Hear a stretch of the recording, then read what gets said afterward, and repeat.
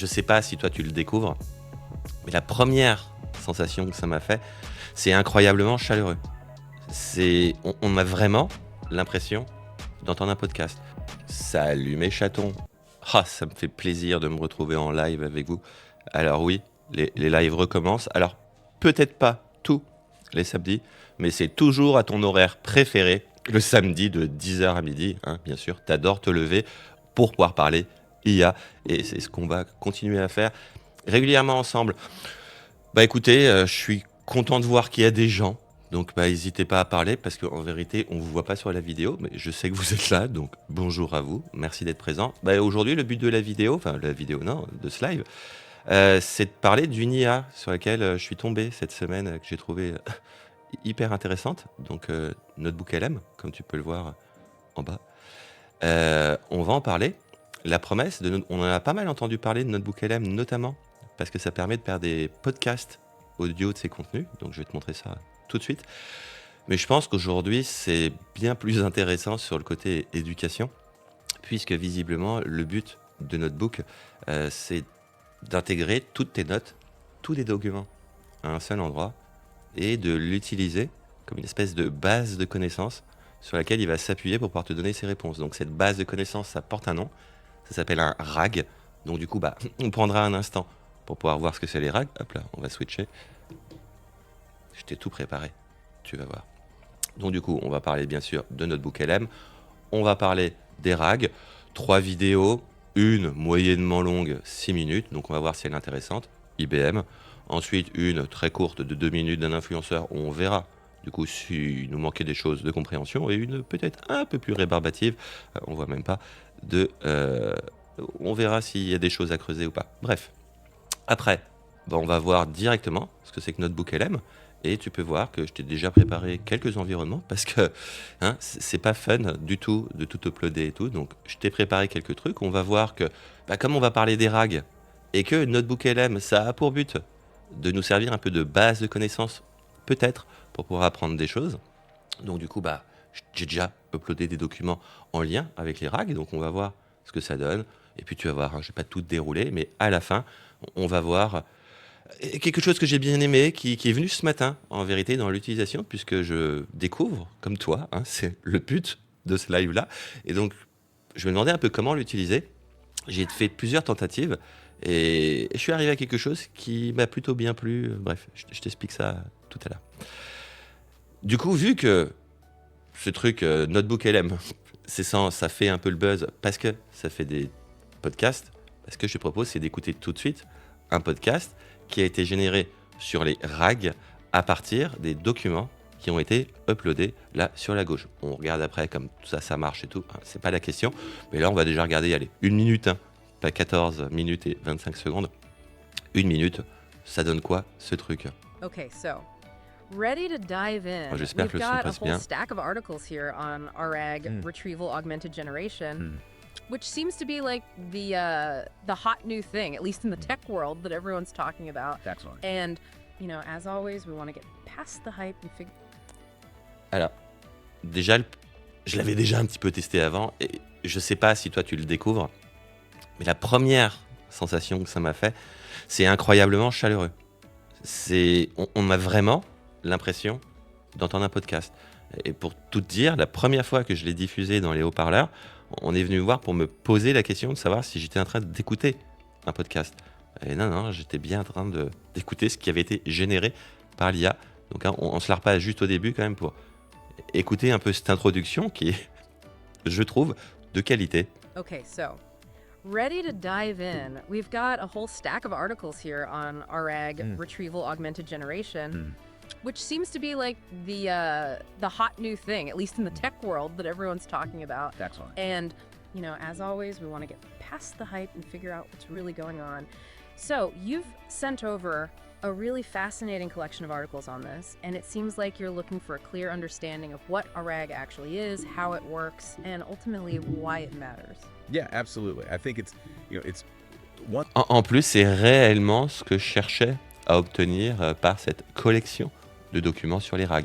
Hein, encore une fois, on va tout de suite expliquer comment ça marche tout ça, mais on revient dessus un peu plus tard. One thing to kind of hear the buzzwords, but it's a whole other thing to really unpack What are the mechanics behind it, and what are the potential implications, both positive and negative?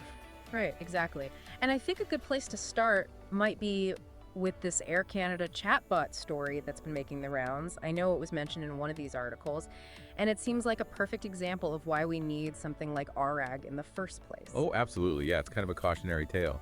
Because for anyone who hasn't heard, a passenger was trying to use the Air Canada chatbot to get help with a ticket cancellation. Seems simple enough, right? Right. But the chatbot kept giving Le pire, c'est que ça a même retenu mon attention, hein. On s'est dit 1 minute, donc on va s'arrêter là. Allez, non, j'ai envie de savoir. them these completely contradictory instructions like, you can do it online, no, you have to call this number, but wait, that number is only for this specific type of ticket. Like, talk about frustrating. Yeah, it's like the AI equivalent of being passed around from department to department and getting nowhere. Exactly. And it really highlights how even these really sophisticated AI systems, they still have limitations. Yeah, absolutely. I think it really underscores that even the most advanced. Et c'est vrai qu'en fin de compte, là, ce qu'il est en train de dire, c'est que l'IA, elle s'est mise à dire tout et n'importe quoi, à lui faire une partie de ping-pong visiblement entre les services pour pouvoir annuler son ticket. Et on va voir que le sous-entendu de tout ça, c'est qu'il a un peu halluciné, qu'il est parti prendre des infos certainement un peu partout, et que le RAG va venir justement répondre à cette question. Et c'est là où il y a un côté intéressant à creuser avec Notebook LM. On ne parle pas souvent de RAG, parce que je crois qu'il n'y en a juste pas dans ChatGPT, dans Claude, dans ce genre de choses. C'est pas nativement intégré dedans. Donc du coup, on n'en parle pas forcément, mais c'est une manière de rendre l'IA plus intelligente. On va dire ça comme ça. En tout cas, de lui donner des sources auxquelles nous, on pense qu'elles sont fiables. Et justement, qui dit source fiable, là, ce qu'on vient d'entendre dans le podcast, c'est qu'il lui donnait même des numéros de téléphone qui visiblement ne fonctionnaient pas. Et donc, du coup, le but, ça va être de renvoyer une information fiable. Du coup, le podcast, je le trouve hyper cool, je le trouve audible, je le trouve dynamique, je le trouve chaleureux. J'ai hâte que ça le fasse en français. J'ai hâte qu'on puisse changer les voix. En tout cas, sur ce côté-là, en effet, c'est très sympa. Et c'est vrai que ne serait-ce que 90 secondes d'écoute, ça me donne tout de suite envie d'écouter plus, d'en savoir plus. Donc du coup, tu vois, là, je réfléchis en temps réel et je suis en train de me dire que si on le prend sur... Le but de ça, c'est est-ce que savoir ce que ça va vraiment révolutionner l'apprentissage ? Déjà, je peux dire quelque chose, c'est que ces sources, je les ai pas lues, qu'il y en a certaines qui sont vraiment barbantes et qu'en 90 secondes, il y a quelque chose qui m'a happé. Je comprends tout de suite le concept où il veut m'emmener. Je trouve ça hyper intéressant. Donc peut-être que pour dégrossir un sujet, pour pouvoir l'appréhender de manière globale, on a quelque chose d'hyper qualitatif. Et à côté de ça, que je me trompe pas, donc sur cette vanne. Donc en fin de compte, j'en ai généré plusieurs, voilà. Et donc là, tu peux voir que celui-ci, il fait que 9 minutes, alors que le précédent, il en faisait 14. Voilà, donc bon. Premier bon point. Est-ce que ça va continuer à marquer de nombreux bons points ou pas ? Je sais pas. Alors je sais pas si le son ça va. On fait avec. Ok, donc du coup, de toute façon, on va entendre le son ici de l'ordinateur. Et ce que je te propose, justement, c'est de creuser un petit peu plus. C'est quoi un RAG pour pouvoir pas juste gober tout ce qu'on va nous raconter. Allez. Models. They are everywhere. They get some things amazingly right and other things very interestingly wrong. My name is Marina Danilevsky. I am a senior research scientist here at IBM Research, and I want to tell you about a framework to help large language models be more accurate and more up-to-date. Retrieval Augmented Generation, or RAG. Let's just talk about the generation part for a minute. So forget the retrieval augmented. So generation, this refers to large language models, or LLMs, that generate text in response to a user query referred to as a prompt. These models can have some undesirable behavior. I want to tell you an anecdote to illustrate this. So my kids, they recently asked me this question. In our solar system, what planet has the most moons? And my response was, oh, that's really great that you're asking me this question. I loved space when I was your age. Of course, that was like 30 years ago. But I know this. I read an article, and the article said that it was Jupiter and 88 moons. So that's the answer. Now, actually, there's a couple of things wrong with my answer. First of all, I have no source to support what I'm saying. So even though I confidently said, I read an article, I know the answer, I'm not sourcing it. I'm giving the answer off the top of my head. And also, I actually haven't kept up with this for a while, and my answer is out of date. So we have two problems here. One is no source, and the second problem is that C'est I la mise am à out jour. of date. And these, in fact, are two behaviors Ce qui est d'ailleurs exactement le but de ces lives, rester à jour. that are often observed as problematic when interacting with large language models. They are LLM challenges. Now, what would have happened if I'd taken a beat and first gone and looked up the answer on a reputable source, like NASA? Well, then I would have been able to say, okay, so the answer is Saturn with 146 moons. And in fact, this keeps changing because scientists keep on discovering more and more moons. C'est So pas I've now faux. grounded my answer in something more believable. Il y a I même have des not planètes qui sont plus des hallucinated or made up planètes. an answer. Oh, and by the way, I didn't leak personal information about how long ago it's been since I was obsessed with space.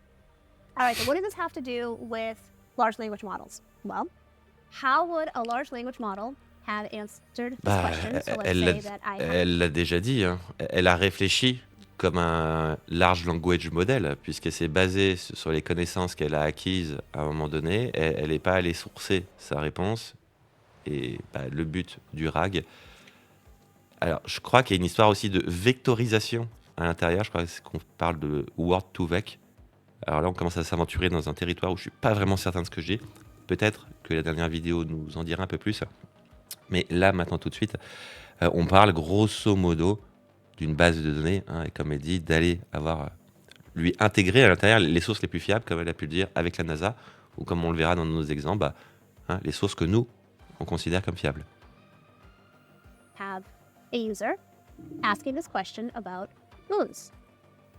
A large language model Oui, il va prédire ce que les gens ils disent le plus souvent. confidently say, okay, I have been trained, and from what I know in my parameters during my training, Et c'est the Jupiter. answer is Jupiter.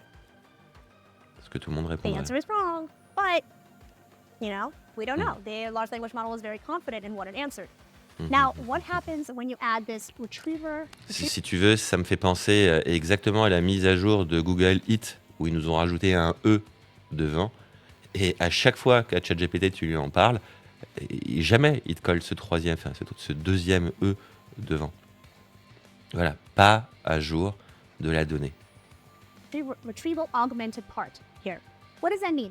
That means that now, instead of just relying on what the LLM knows, we are adding a content store. This could be Une quoi? open like the internet Ah, j'ai pas compris. knows. We are adding a content store. Content Store, d'accord. This could be open like the internet.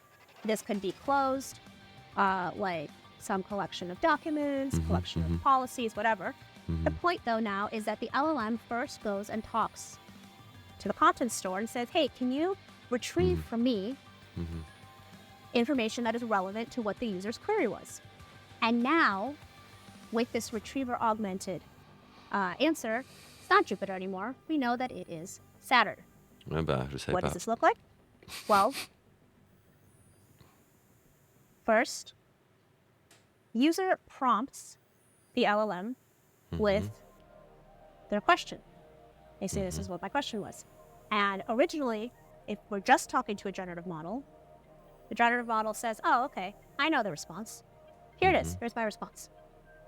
But now, in the RAG framework, the generative model actually has an instruction that says, no. First, go and retrieve relevant content. Combine that with the user's question, and only then generate the answer. So the prompt now has three. Je crois que la magie dedans, c'est pas juste de lui injecter toute la donnée possible et imaginable, c'est que le système va aller spécifiquement rechercher l'information qui vient matcher et s'en servir comme source. Ce que je veux dire par là, c'est que si jamais on s'imagine qu'on va venir injecter tout son document à l'intérieur, on va se confronter à un gros problème très rapidement, c'est la fenêtre de contexte. Je pense. Donc du coup, ici, l'idée, c'est de bypasser cette problématique de fenêtre de contexte et de s'appuyer sur le RAG qui, lui, va certainement faire une opération à l'intérieur, je présume, hein, je suppute, je pense à haute voix, qui va faire une opération à l'intérieur, genre une espèce de super requête SQL peut-être, je ne sais pas, pour pouvoir venir récupérer et s'aligner, envoyer ça dans le prompt et que ça dans le prompt. Ok. Parts. The instruction to pay attention to the retrieved content together with the user's question, now give a response, and in fact, now you can give evidence for why your response was what it was. Mhm. So now hopefully you can see, how does RAG help the two LLM challenges that I had mentioned before? So first of all, I'll start with the out-of-date part. Now, instead of having to retrain your model if new information comes up, like, hey, we found some more moons, now it's a Jupiter again, maybe it'll be Saturn again in the future, all you have to do is you augment your data store with new information, updated information. So now the next time that a user comes and asks the question, we're ready. We just go ahead and retrieve the most up-to-date information. The second Donc je crois que si Notebook LM, c'est très exactement ça, hein. Tu peux remplacer ici le data store par Notebook LM. Je pense qu'en fin de compte, Notebook LM est le RAG et que derrière, on lui a branché une IA qui va venir s'appuyer sur cet écosystème, ce RAG, pour pouvoir donner les réponses. problem, source. Well, the large language model isn't D'ailleurs, j'y pense. Il est même fortement probable que ce qui génère le podcast soit pas la même chose que le partie prompt où on va venir discuter avec nos documents. Possiblement. now being instructed to pay attention to primary source data before giving its response, and in fact now being able to give evidence. This makes it less likely to C'est ça. hallucinate or to leak data because it is less likely to rely only on information that it learned during training. It also allows us to get the model to have a behavior that can be very positive, which is knowing when to say, I don't know. If the user's question cannot chat. be reliably answered based on your data store, the model should say, I don't know, instead of making up something that is believable and may mislead the user.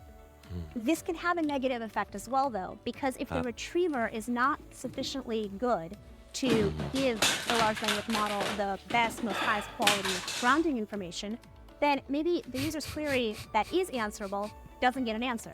So this is actually why lots of folks, including many of us here at IBM, are working the problem on both sides. We Du coup, are j'ai pas both écouté. working to improve Ok, oui. Du coup, si j'ai bien pigé, le problème, c'est la mise à jour, c'est ça? answerable, doesn't get an answer. So this is actually why lots No, of folks, Et, the best, most highest quality grounding information, D'accord. ok. then maybe the user's query that is answerable doesn't get an answer. So this is actually why lots of folks, including many of us here at IBM, are working the problem on both sides. We are both working to improve the retriever, to give the large language model the best quality data on which to ground its response, and also the generative part, so that the LLM can give the richest, best response finally to the user. Donc en fin de compte, si je peux essayer une tentative d'explication vraiment très hasardeuse sur le nom, c'est qu'en fin de compte, on a quelque chose qui va augmenter la réponse, qui va aller chercher quelque chose de manière augmentée pour l'envoyer à un algorithme de génération. D'accord, donc en fin de compte, derrière, ça peut être de la musique, ça peut être de l'image, de la vidéo, très certainement, j'imagine. Ok, c'est cool. On en sait déjà un peu plus sur les RAG. Du coup, c'est dommage que ça n'existe pas dans ChatGPT. Ok, donc on va aller voir un influenceur. On va voir qu'est-ce qu'il nous dit en 2 minutes The 30, story of how 2 minutes 50. Reddit is selling their data to Google for Ah. AI scraping, how Automatic is selling all the WordPress and Tumblr data, and now how Financial Times is selling their data to OpenAI. And this doesn't sound right, Ce qui est d'ailleurs questionnant. right? Because we've been told that these AI companies are taking all this data and basically invalidating the data sources they're coming from by sharing the data so you don't get to the source. So what exactly is happening here? This is more complicated than it sounds. You see, there are two different things these AI companies can do with the data. One is use it for training, building new models based on the data, and they're definitely on va doing l'accélérer un that peu, in some lui, hein. respect. But the other Tu m'en veux pas? one is to use the data as a grounded source, and that's really interesting. So let me explain. Here's a very simplified drawing of what happens when you use an AI system like ChatGPT. You put in a prompt, the prompt goes to the AI system, and the AI system creates a completion. Ok, This ça is on the sait. response that comes out of the AI system. The challenge with Ok. this model is if you ask the AI system l'impression something qu'on va pas that apprendre grand-chose. exists within its training data, it's likely to put together something that looks like an answer that's correct, but it's Ouais, just ouais. putting together tokens to make up something that looks like language. It's not actually answering your question, so there's no guarantee C'est that the pas answer will be faux. correct. The way we solve this is by C'est le adding a problème. grounded source. So when you ask the AI system a question, Ah the AI oui, system sends alors, off the question. on va quand même prendre une seconde, parce que ce terme, grounded source, j'ai l'impression que c'est ça que les gens utilisent quand ils parlent de RAG. Peut-être que ça recouvre aussi une autre notion, mais en tout cas, ce mot, je l'ai découvert dernièrement, en m'intéressant au concept de RAG, il a popé. Donc du coup, je vois que visiblement, certains ont tendance à le remplacer. J'ose imaginer que s'il y a deux mots, c'est que les concepts ne doivent pas être très exactement similaires. Et on va le retenir. Donc, grounded source. To a database with information, and then matching information gets sent back into the AI system. It combines that with your request, and you get a more grounded response that's actually grounded in truth. And this is what they're going to be doing with these different media organizations. Instead of the AI system just straight up trying to answer the question, it'll go to a grounded source to get some information first and use that to process an answer. In the same way that when you're working with ChatGPT, if you ask it to write an article, it'll write a okay article. Blah, And if you blah, write the blah, blah, starting blah. point of an article and ask it to Ouais, donc bon, il nous apprend pas so that grand-chose. next time we can Il est bypass juste the en train de nous entirely. dire que This is the direction AI is currently going and will be. forcément, je passais le moment intéressant. So that when you put in a prompt, we can go over to the grounded source, get some information, put that back in the AI, and then when the completion comes out, we'll set it D'accord, oui, c'est into juste the un cache, cache. so that Ok. next time we can bypass the AI entirely. This is the direction AI is currently going and will be going in the foreseeable future. Instead of using the AI system to try to answer the question directly, have the AI system ground itself in real data and use RAG, retrieval augmented generation, to pull real data out and then augment it in its response. Hope that helps. Ok. Bon, on n'a pas appris grand-chose, mais c'était... on a au moins pu voir ce grounded. Ok, qu'est-ce que ici on peut apprendre? In order to answer the Hello, patient, everyone. Welcome to my Code to Care as I'm video rotating series. through three different Whoa, What I'm whoa, doing is I'm whoa, rotating whoa. through On three se- different on types se of calme. topics: educational topics, use case topics, and then kind of bias, ethics, safety topics. So now in the education rotation. And today, what I wanted to talk about is what is retrieval augmented generation, or RAG. And you may think that I'm Ça, going c'est la into vidéo d'après some qu'il kind a of nook proposé. and C'est cranny rigolo. of the AI field, but this is a very important and popular kind of solution pattern that I see being non, used finalement, over and non. over and over again. En for, augmenté, how c'était to mieux. leverage large language Remarquable. models. So I thought I would explain it. J'ai l'impression qu'elle to parle à you. vitesse normale. Elle parle à And vitesse normale. the thing that this is used for is basically systems that leverage large language models, but on your own content. Ok. So let me describe that. If you Okay. think of like the Okay. ChatGPT experience, and if you think about that relative to like the search engine experience that we had before, if you ask a question Ah like, oui. C'est pas bête de voir le moteur de recherche comme une espèce de RAG géant. En tout cas, sur des liens. Ok, donc qu'est-ce qu'elle nous raconte? Comparison, traditional search. Ok. C'est très long.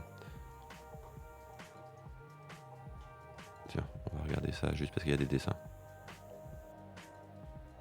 at the end, and then you put in a bunch of information about parking or about knee surgery or whenever the patient asks. You put that in the prompt before the prompt. Then you have the question. Then you send that whole package to the LLM, and the LLM will give a great response based on your content. Okay, with me so far?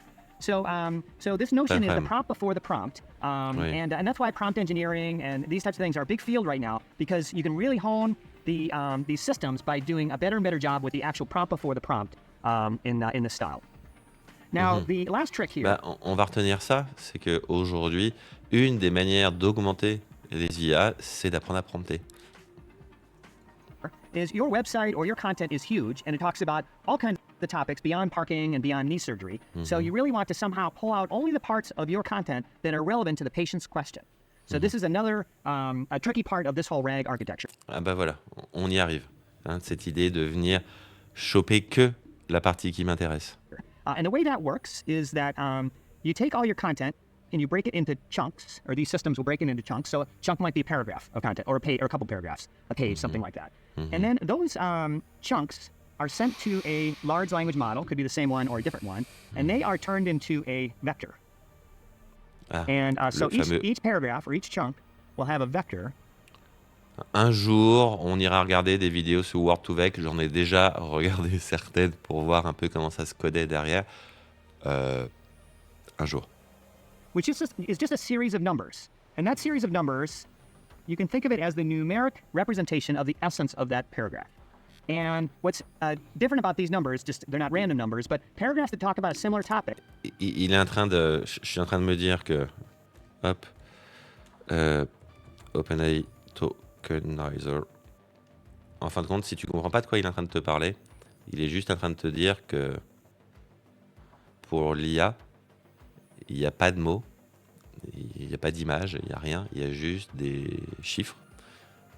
Et on peut le voir, par exemple là je prends n'importe quelle phrase, hein, juste celle du dessus, et ce qu'on va voir juste en dessous, c'est comment ChatGPT, parce que là c'est ChatGPT que je te montre, découpe les mots. Donc on fait des jetons, donc tu peux voir, je ne sais pas combien il y a de mots ici, mais il y a certainement plus de jetons que de mots, c'est certain, hein, juste le premier déjà, on en a la certitude. Et ensuite, on voit que, voilà, on voit ensuite que en réalité, hein, pour lui, ce ne sont même pas des morceaux, hein, des jetons, des tokens, même pas des morceaux de mots, c'est des chiffres. Et ce que tu es en train de voir là, comme c'est une série de chiffres que je mets toutes les uns derrière les autres et que je dis elles appartiennent, elles ont un lien entre elles, bah on va appeler ce tableau un vecteur. C'est tout. Voilà, c'est ça un vecteur. Donc c'est pas grand chose un vecteur, et donc du coup ce qu'il est en train de dire, c'est que ce qu'on voit là, bah c'est ce qu'on appelle une vectorisation, je crois. Et donc du coup c'est ça que fait le RAG. Le RAG va venir chercher visiblement le bon chunk, le bon morceau du paragraphe qui correspond à la requête, en tout cas pour venir la compléter, et il va venir la traduire dans ce genre de chaîne. Ok, allez, on y retourne. Ah, c'est pas la bonne vidéo. C'est vrai que c'était enchaîné. Tac, tac. Have close by numbers. They almost have the same vectors. Okay, so in addition to the, it's a numericized version of the paragraph, but it's such that similar paragraphs on similar topics will have similar vectors, will have similar numbers. So that means that what happens is when a user will ask a question like, do you have parking, let's say, then that is also sent to the LLM in real time right after the user asks the question. That comes up with a vector as well. You can think of that as the question vector. And then what happens is we do a mathematical comparison real quick between the vector of the question and then the vectors of your content and pick like the top 5 documents that are closest to this question. So do you have parking will be a vector. And then you have all your content, and it's going to try and find the 5 documents that talk the most about parking, basically. And so it'll find those, I don't know what that is, it'll find those documents, let's say, from these. It'll grab the paragraphs associated with those documents, and it'll use that here. So those will be the subset of your content, basically, that is used as part of the prompt before the prompt. Okay? So this whole concept is kind of vectorizing your content. Typically that then are stored in something called a vector database, which is basically a representation of your content in this numeric form. And then the system that you build, this RAG system, will take the question, retrieve the most relevant content, make that as part of the prompt before the prompt, send that to the LLM, and then you get a good response back, actually. So it's a little bit confusing, but it's actually... Bah, finalement, c'est pas... Ok, sur le papier, ça va. Donc, ce que je fais, c'est que j'ai un système qui a pour but, visiblement, de stocker de la donnée. Dans ce stockage-là, de venir réaliser une opération, par exemple, dans ce qu'il a donné comme exemple, par paragraphe. Cette opération a pour but de venir vectoriser le paragraphe. Hein, on a vu ce que c'était. Et donc, du coup, je stocke cette information apparemment dans une base de données ou quelque chose de similaire.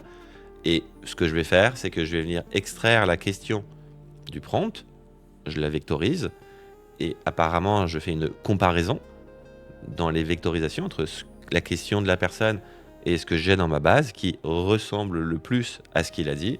Et comme il le dit, hein, je viens faire popper, par exemple, les 5 réponses, et je crois que ça a du sens dans ce qu'on va voir. Ok. Allez, on va le laisser terminer parce que finalement, c'est absolument passionnant.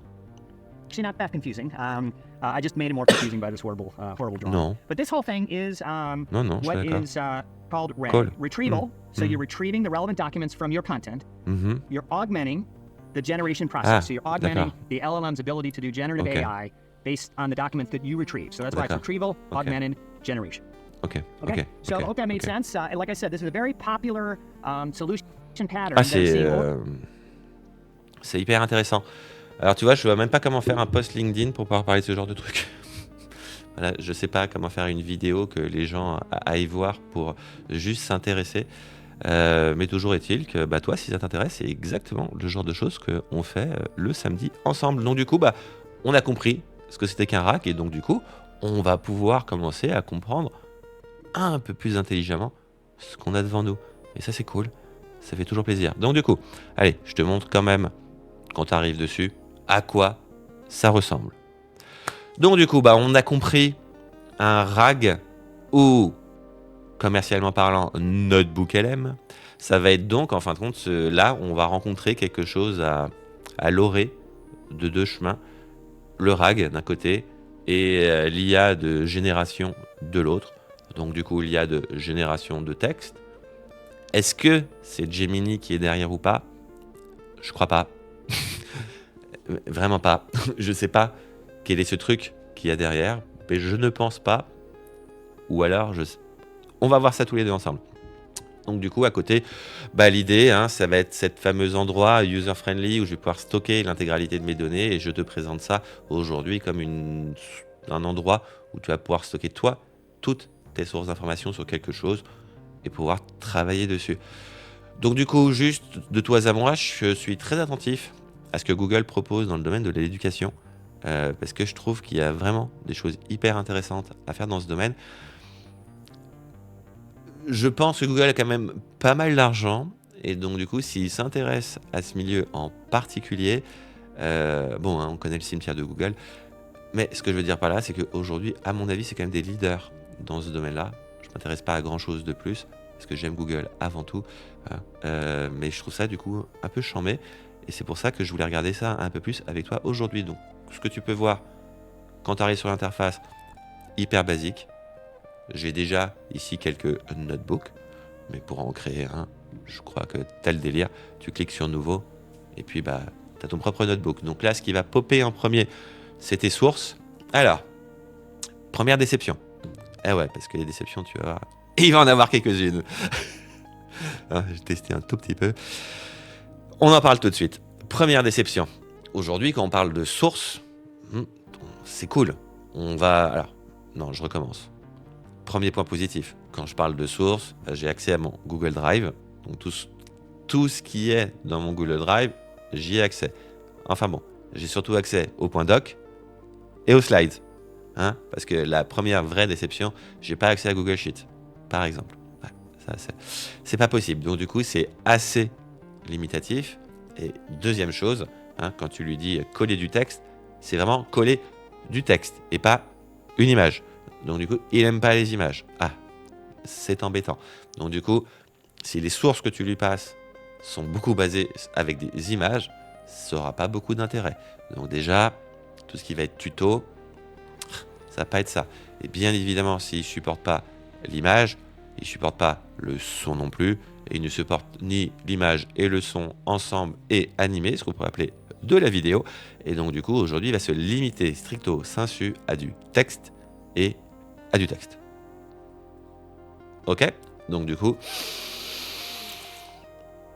on va prendre ça comme une manière de commencer à intégrer dans notre quotidien des outils d'IA comme ça qui vont avoir certaines pertinences à certains endroits, mais on voit tout de suite que ça va avoir une certaine limite. Donc tu vas comprendre. À la fin, je vais te montrer un exemple que vraiment je trouve sympa, que je suis content d'avoir fait.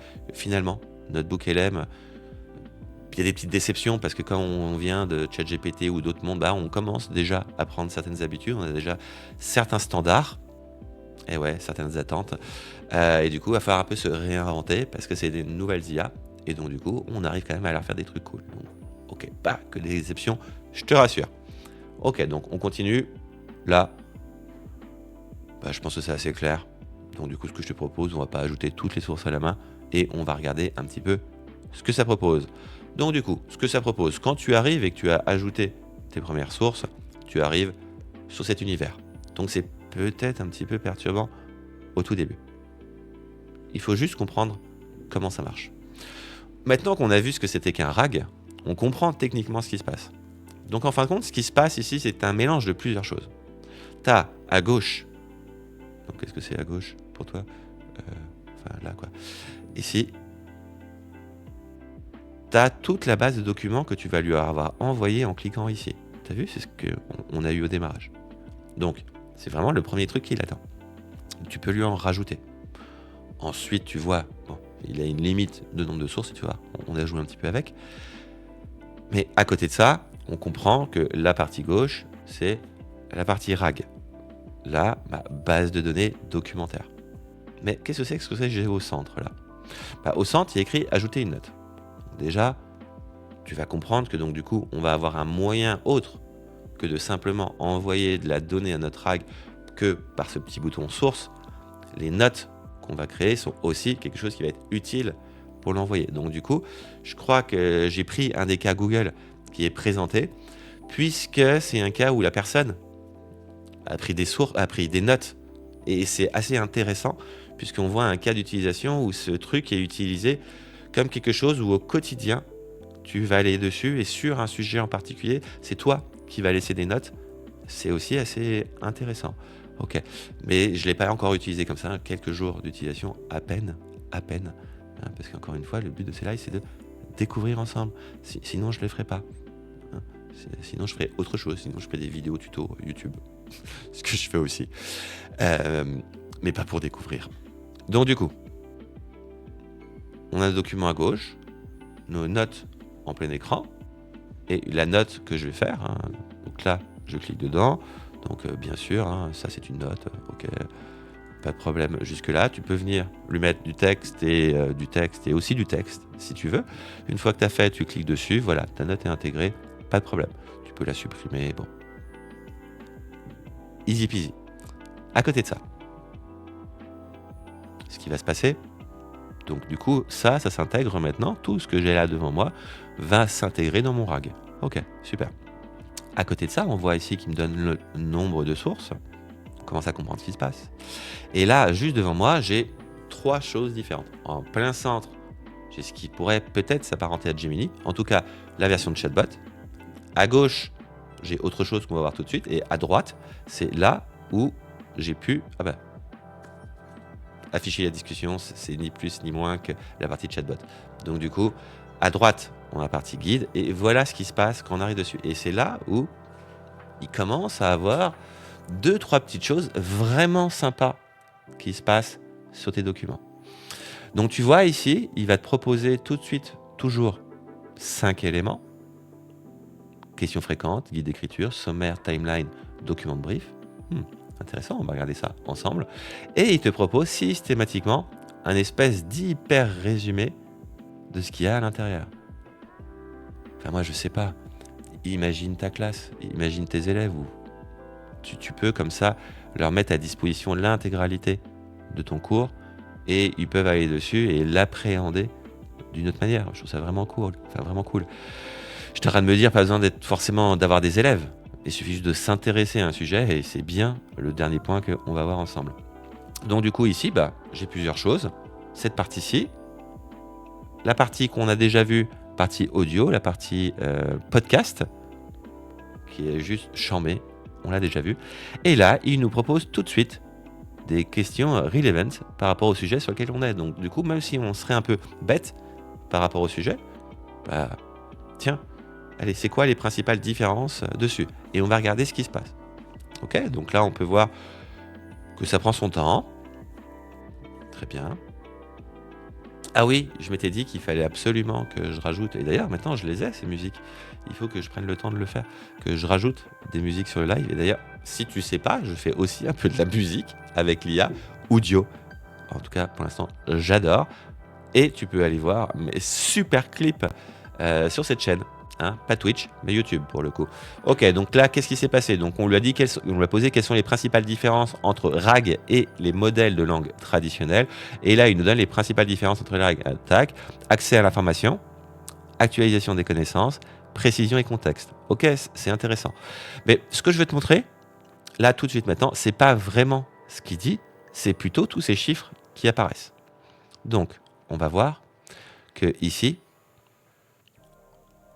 sur chaque chose qu'il me dit, je peux maintenant voir très exactement le paragraphe et le document dans lequel ça a été sourcé. Et au moment où je te dis ça, j'ai eu un flash. Je me demande si c'est pas comme ça que Perplexity.ai fonctionne. Je me demande si derrière, par le plus grand des hasards, il viendrait pas créer un RAG en temps réel sur une requête que tu aurais faite et qui passerait pas tout simplement, j'ai honte de dire tout simplement, et qui passerait pas par l'API Google. Hein, si je sais pas de quoi je suis en train de te parler, j'ai fait une vidéo sur une autre chaîne cette fois-ci, hein, sur l'automatisation SEO. J'adore. En ce moment, je suis vraiment fan des automatisations, surtout grâce aux IA. Et donc, du coup, bah, tu peux, avec une API aujourd'hui, requêter Google et avoir un résultat qu'un utilisateur lambda aurait, d'une certaine manière. Et je m'interroge, il faudrait que j'aille creuser la question. Est-ce que ce qui est derrière Perplexity, ce ne serait pas cette espèce de RAG qu'on est en train de voir ici de manière un peu visuelle et illustrée par Google au travers du Notebook LM? Ok, très bien. Et à chaque fois que je vais cliquer, c'est toujours la même chose. Et donc du coup, eh ben, ça fit plutôt pas mal avec la vidéo qu'on avait vue juste avant, parce que là, on voit que en effet, il vient fitter tout un paragraphe, comme si c'était un peu ce qu'on venait de nous expliquer juste avant. Ça, c'est le morceau qui a été retrouvé et qui a été réinjecté dans le prompt. Donc en réalité, quand il est en train de me donner ses sources ici, ce que je dois comprendre, ah, bah voilà. Ce que je dois comprendre, c'est que, intéressant, donc il suffit que je pense que ça, c'est le fameux pré-prompt qu'on voit pas. Et que ça a été injecté dans le pré-prompt qu'on voit pas. Tout simplement. Enfin, dans la conceptualisation, tout simplement. Bon, écoute, je pense que c'est pas mal. Qu'est-ce qu'on peut voir de plus? Là, j'ai vu autre chose. Ici, tu vois un truc qui est pas mal. Tu peux voir, on s'est dit tout à l'heure, on a vu, on pouvait faire des petites notes, et que les petites notes, on peut venir les rajouter à notre RAG. Bah, très bien, on peut faire très exactement la même chose ici, en venant enregistrer la réponse qui a été faite. Et à partir du moment où elle a été faite, bah, enfin, à partir du moment où tu l'intègres, voilà, à l'intérieur, bah, on est bon. Donc du coup, c'est cool. Et on voit à l'intérieur qu'il donne son nombre de sources. Citation. Donc du coup, ce qui doit se passer, en plus que simplement venir donner le texte, il doit se passer autre chose, comme si peut-être tu venais un peu par défaut, maintenant lui injecter ces éléments dans le pré-prompt quelque part. Intéressant. Intéressant. D'ailleurs, ça m'amène à quelque chose, à discuter d'un truc, c'est sur la taille de la fenêtre de contexte. Je pense que tu as compris quelque chose. C'est qu'en réalité, quand on nous dit que ça a 4 millions de tokens, parce que oui, ça j'ai juste oublié de te le dire, c'est vendu comme ayant 4 millions de tokens. Mais comment c'est possible? Bah, je pense que tu piges ce qui est en train de se passer, c'est qu'en fin de compte, les 4 millions de tokens, ils sont pas du côté intelligence artificielle. Ils sont du côté RAG. Très fortement probable. Donc du coup, si jamais et c'est bien là où on bypass si tu veux, les RAG, j'en avais déjà entendu parler. Mais je trouvais sur le papier dit comme ça que c'était une manière un peu étonnante de bypasser une limitation de l'intelligence artificielle. Pourquoi je te parle de ça? Parce qu'aujourd'hui, le plus gros problème de l'intelligence artificielle, c'est de monter en taille, d'être capable de pouvoir en digérer de plus en plus. On aurait tendance à croire spontanément que les IA vont continuer à croître, qu'elles vont devenir de plus en plus intelligentes. C'est ce qu'on nous dit, après tout. Si tu veux, à chaque fois que je dis ça, ça me fait penser toujours à la même histoire. Je raconte toujours la même histoire. Je donne toujours pour comparaison Tesla. Tesla et son autopilote. Copilote, autopilote.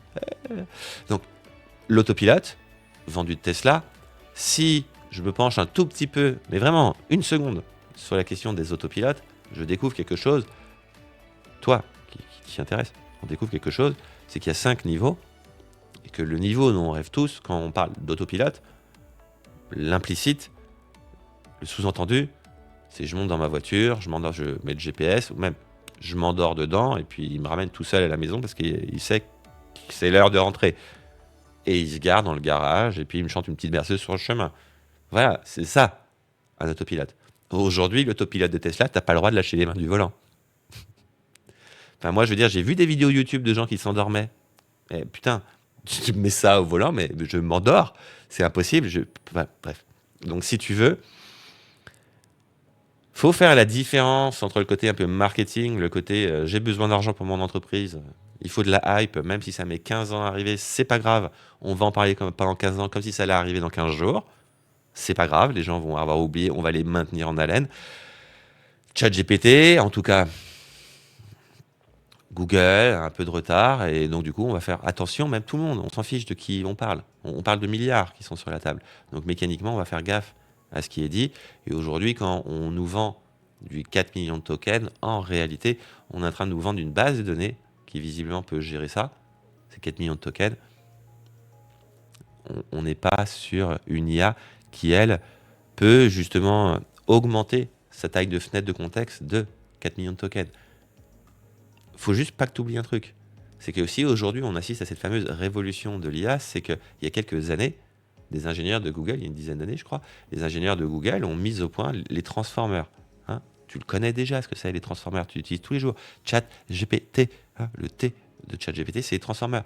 Et ces transformers-là, ils ont réglé un problème, c'est ce qu'on appelle la malédiction de la dimensionnalité, c'est le fait que plus j'ai une fenêtre de contexte qui est grande, et plus ça devient exponentiel l'information qu'il faut à l'intérieur. Et donc à un moment donné, j'ai juste plus de quantité de ressources matérielles pour pouvoir traiter cette énorme quantité de données.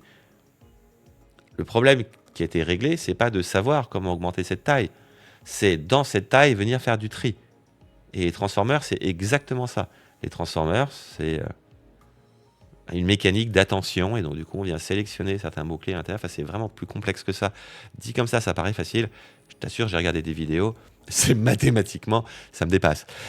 Mais toujours est-il qu'il y a une opération mathématique qui se fait sur tes phrases et qui, sur tes vecteurs, et qui font que il va pas tout vraiment prendre en compte. Et c'est comme ça qu'il arrive à travailler dessus. Donc du coup, quand un Google te promet aujourd'hui une fenêtre de contexte infinie, ouais, c'est des promesses. Aujourd'hui, quand on parle d'une fenêtre de contexte de 4 millions de tokens, c'est un RAG qui a 4 millions de tokens. Et je pense qu'aujourd'hui, c'est, de ce que je comprends vulgairement, c'est une base de données vectorisée. C'est une base de données d'où dans chaque élément, il y a un vecteur. Et on a vu encore que c'est une fois un vecteur. C'est pas si compliqué que ça. Donc mécaniquement, sur le papier, je pense que la complexité, ça va venir de faire matcher tes choses à l'intérieur. Cette fameuse requête SQL qui ne doit pas être une requête SQL, la complexité doit se trouver à ce niveau-là. Mais une fois que tu sais faire ce système-là, j'imagine que 4 millions de tokens, c'est juste parce que tu n'as pas envie que les utilisateurs viennent saturer tes serveurs. Je pense que tu peux augmenter, qu'il y a certainement de la latence qui doit se créer à un endroit. Je ne suis pas dans le secret. Mais je pense qu'aujourd'hui, tu peux augmenter, doubler, tripler, quintupler, à mon avis, sans trop de problèmes. Ça doit juste rester une espèce de super base de données. Bon, du coup, attention aux effets d'annonce par rapport à ça. Et aujourd'hui, on va le prendre pour ce que c'est. Et donc, du coup, c'est un peu le but de ce qu'on fait, toi et moi. Et même moi, ça me permet d'être moins sensible, enfin, plus sensible à tout ça, mieux comprendre et être moins sensible aux effets d'annonce. Très bien. Donc là, on a pu voir, à mon avis, grosso modo, comment ça fonctionnait. Donc du coup, ce que je te propose maintenant, c'est de commencer à cliquer sur les boutons qui sont là et de voir un petit peu ce qui se passe, parce que tu vas voir que parfois, ça prend quand même quelques secondes. La génération du podcast, là, par exemple, a pris plusieurs minutes. Donc, je sais pas, le lance pas 2 secondes avant ton émission, fais-le un petit peu avant, et tu verras, c'est pas mal. D'ailleurs, je me pose la question, hop là, qu'est-ce qui s'est passé? Donc, intéressant. Là, on voit que Il y a le concept sur le papier et il y a ce qu'on en fait. C'est ok, j'ai un RAG, ok, j'ai une base de données à connaissance, mais maintenant, je vais venir plugger, brancher des choses dessus et je vais avoir différentes fonctionnalités qui vont venir se créer. Et donc, dans l'IA, là maintenant tout de suite, donc on l'a vu ça tout à l'heure, hein, je te l'ai dit, regarde ici, partie podcast, ici la partie discussion. Donc ça, on en a parlé, mais là, par exemple, ce à quoi on est confronté, je pense qu'on est face à un modèle qui a été entraîné pour créer des chronologies. En tout cas, ça paraît quand même ce qu'il y a de plus probable pour faire en sorte que quand même c'est de la gueule. Quand tu cliques dessus, le résultat ça bon. Donc du coup, ce qu'on comprend, c'est qu'il y a eu une intention qui a été mise derrière ce logiciel et que l'intention, bah déjà tout de suite le premier bouton, c'est de me faire créer une chronologie. Donc, je pense que personnellement, dans tous les cours que je peux donner, la chronologie fait toujours partie des choses. Je pense que l'histoire, c'est important. Qu'en sachant d'où on vient, on sait où on va. Donc du coup, je trouve ça cool d'avoir accès à ça tout de suite. Et je pense que c'est une vraie méthode pédagogique. Donc, c'est cool. Hein, on voit que les RAG, apparemment, ça remonte à 2020. Et donc... D'accord. Donc voilà, c'est vraiment... Donc du coup, là, tu vois, on va avoir, par exemple, une entité nommée. Ah, on va commencer à parler de SEO. Faut pas parler de SEO. Mais si, tu vois, là, on a une entité nommée.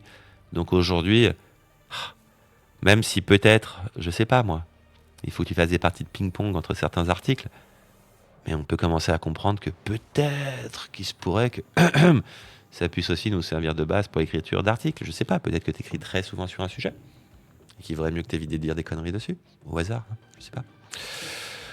Ok, donc du coup, voilà, en plus là j'ai carrément vraiment les entités nommées qui remontent, donc les personnages clés, ça c'est vraiment cool. Ça c'est vraiment cool. Donc là, voilà, un sujet que toi et moi, on maîtrise pas forcément, je vais savoir qu'il vient de chez Google, de chez Facebook. D'accord. Ok, donc pourquoi est-ce que nous, on nous le met en avant? Parce qu'il a participé à un podcast? Très certainement parce que... Ah oui, donc quelque chose que je t'ai pas dit. C'est comment est-ce que ces sources sont arrivées? Alors, il faut bien que je puisse te proposer des choses assez rapidement, même si je me lève tôt le samedi matin pour toi, pour que tout soit prêt. Je suis allé prendre les premiers trucs que je trouvais sous Google par rapport aux requêtes. Donc aujourd'hui, je ne sais pas vraiment très exactement ce qu'il y a dedans. On ne prend pas pour argent comptant ce que ça sort, mais là, tu vois tout de suite. Ah, et là, on met pam le doigt sur ce que la dame d'IBM a dit. Il faut faire hyper confiance en ses sources. Là, je ne sais pas du tout si Jerry Louis, c'est véritablement la meilleure personne. Et peut-être que si ça se trouve, j'ai eu un papier de chez Facebook qui s'enorgueillit de quelque chose qui est peut-être pas vrai. Ah. Donc du coup, notre base de connaissances ici, il va falloir qu'on y fasse vraiment hyper attention. Encore peut-être même plus qu'un chat GPT finalement. Ah, t'as vu. Mais à partir du moment où tu as lu, que tu sais, tu peux classer. Et tu vois, c'est là où aujourd'hui, il y a encore une énorme pertinence à venir travailler avec les IA. C'est pas une IA n'est pas capable de travailler tout seul. Et je dirais, c'est encore pire avec l'arrivée des IA. Quand on voit maintenant tout ce qui est généré par les IA, il va falloir que toi, tu sois capable de pouvoir faire le tri, parce que les moteurs de recherche, eux, ils sont pas forcément capables de pouvoir le faire. Toi, peut-être que tu t'en rends compte encore, mais demain, peut-être tu t'en rendras beaucoup moins compte. Et aujourd'hui, les moteurs de recherche, eux, si c'est bien fait, ils voient pas. Donc du coup, fais attention à tes sources. Et là, tu vois, tu peux venir sourcer de manière intéressante. Et d'ailleurs, tu vois, ça me fait penser à une requête qu'on a faite hier avec ma douce. On se posait la question de c'était quoi les langues les plus parlées dans le monde. Si tu vas sur Google et que tu poses la question quelles sont les langues les plus tapées dans le monde, tu seras surpris de quelque chose, si tu prends 2 secondes, c'est que toutes les sources te donnent des choses différentes. Pire, les sources te donnent pas de date et te donnent même pas leurs propres sources. Donc ça, tu sais pas. Et de ce que nous, on a pu en voir hier, le premier site qui est de la valeur, Statistica, arrivait en 2e page. La 11e source. Voilà. Donc du coup, on fait attention à même ce que Google te remonte. Parce que je peux t'assurer que le premier, le 2e et le 3e sont pas du tout d'accord. Donc fais le test par toi-même. Va regarder. Je sais pas ce qu'il en sera de ton côté. Mais c'était rigolo. Donc voilà, donc ici, on voit tarapapam, toutes les sources.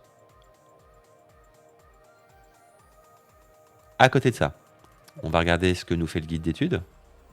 On peut voir ici, pareil, qu'il l'a ajouté. Mais ici, il n'est pas venu ajouter ces petits morceaux à l'intérieur. Donc il doit y avoir quand même une différence entre une réponse qui est enregistrée là et une réponse qui est enregistrée ici. Ok, donc on laisse générer sa petite réponse. Moi, j'imagine que ça va popper comme tout à l'heure. Ah, j'aime bien ça, les questions fréquentes. Dis donc, j'ai presque l'impression que c'est un appel du pied pour pouvoir venir faire des questions fréquentes sur un site web. Alors, les réponses enregistrées sont en lecture seule. D'accord.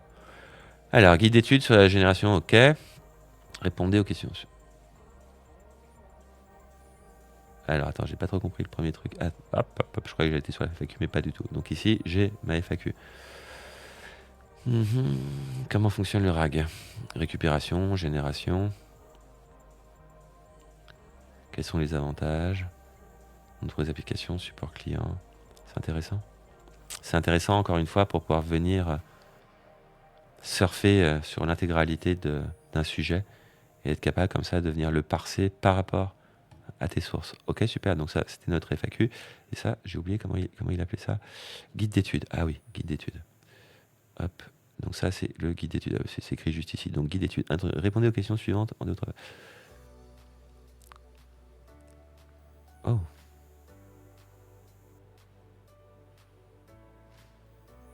D'accord. Donc là, il me pose carrément toutes mes questions. Waouh. Ah, c'est cool. Donc là, donc ici, j'ai mon QCM qui est fait. J'ai un quiz qui est fait.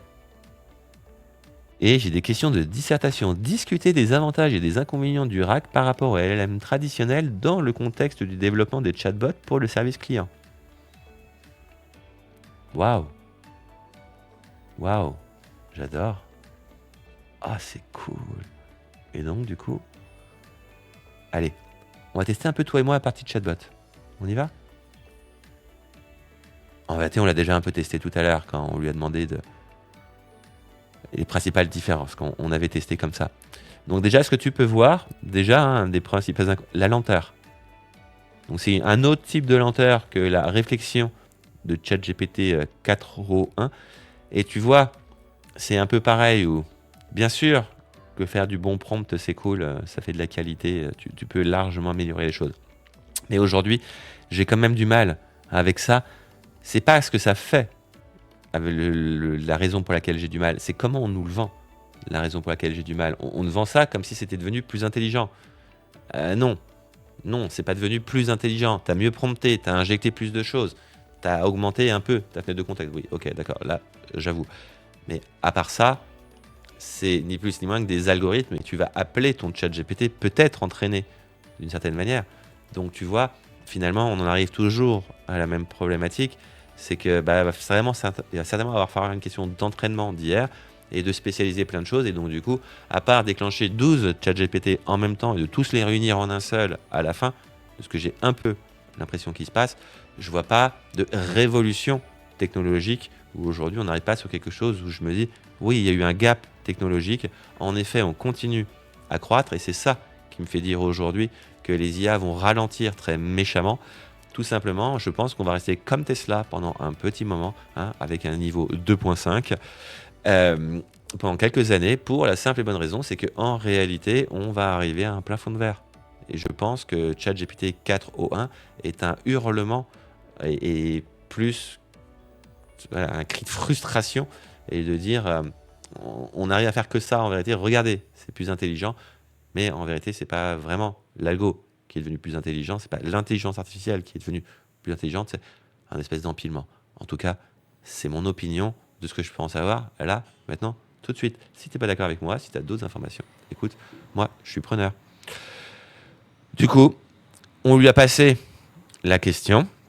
Et là, il va venir nous donner les réponses. Donc du coup, c'est assez intéressant, puisque si vraiment on veut se poser des questions et qu'on est peut-être un peu à sec sur un sujet un peu difficile, délicat, là tout de suite, on a un sujet de dissertation et on peut venir disserter. Donc, dans le contexte du développement des chatbots pour le service client, les RAG présentent des avantages et des inconvénients. Ok, super, bon, pas de problème. Avantages, inconvénients, réponse plus précise, j'imagine complexité et coût de mise en œuvre, oui. Risque de biais. Oh, intéressant. C'est exactement ce qu'on vient de dire. Si les données externes utilisées par les RAG sont biaisées, bah voilà. Ok. Alors, ça tombe extrêmement bien, puisque c'est là-dessus qu'on va finir. Défi lié au raisonnement complexe. D'accord, bien que la RAG, il dit là. D'accord, comment on dit en français? Je sais pas. Ouais. Retour augmenté pour génération. Ouais, peut-être. Donc du coup, pourquoi, bien que les RAG améliorent précision factuelle, elle ne résout pas nécessairement les problèmes liés au raisonnement complexe? Ah, oui, d'accord. Genre résoudre des problèmes mathématiques. Latence potentielle. Ça, on l'a vu. Hein.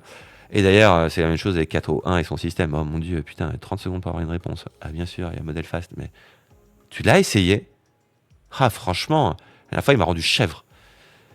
Le processus de récupération d'informations à partir de sources externes peut introduire une latence dans les réponses du chatbot, ce qui peut nuire à l'expérience utilisateur. Oui, et puis il n'y a pas que le simple fait de venir récupérer les choses à l'intérieur. J'ose imaginer que on vient injecter dans la fenêtre de contexte un pré-prompt, donc du coup il faut que ça soit aussi traité à l'intérieur. Donc je pense que comme ça vient aussi augmenter la fenêtre de contexte, eh ben mécaniquement parlant, ça augmente le délai de latence.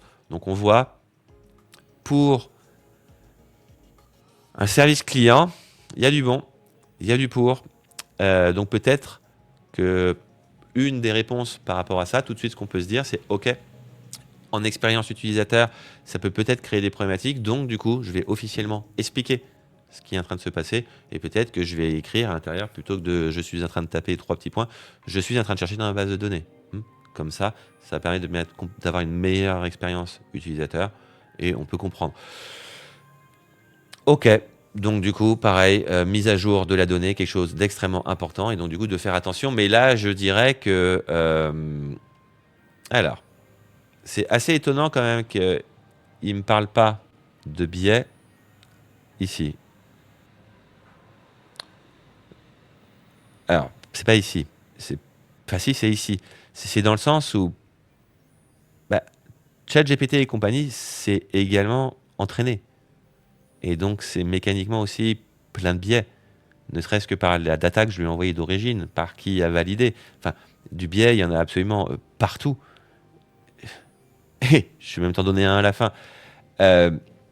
Donc, si tu veux, aujourd'hui... Moi, je sais pas ce que tu en penses, mais je trouve que si tu fais bien attention à tes sources, c'est peut-être aussi une manière... Il dit de réduire les hallucinations.